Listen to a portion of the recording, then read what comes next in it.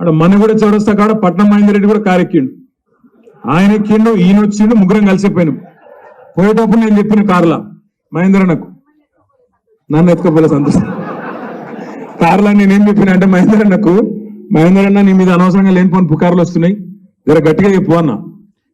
అప్పుడు Chevella meeting లోనేమో యాదన్నకు hospital సమస్య వచ్చి బ్రెయిన్ లో కొంత చిన్న ఇబ్బంది వచ్చి హాస్పిటల్లో ఒక వారం రోజుల పాటు ఉండుట్లా ఫోన్లా హాస్పిటల్లో ఉన్న మైకుల ఫోన్ పెట్టి మాట్లాడిస్తే ఆ రోజు కూడా యాదన్న అంత కమిట్మెంట్ తోని హాస్పిటల్కి వెళ్ళి కూడా మాట్లాడిండు.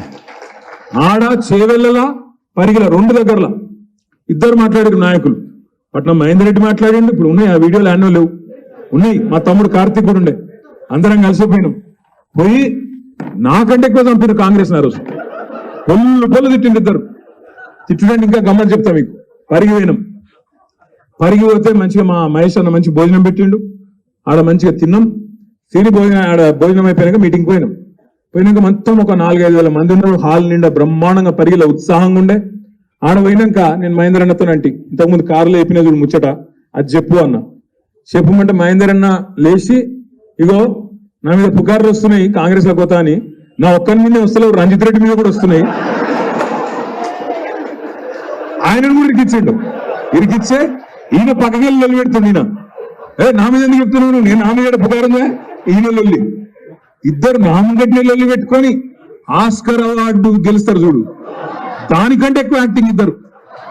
నేను ఓతలేనంటే నేను ఓతలేను, నేను మంచోని అంటే నేను మంచోని, నేను పిచ్చోళ్ళకి ఇద్దరు నమ్మిన.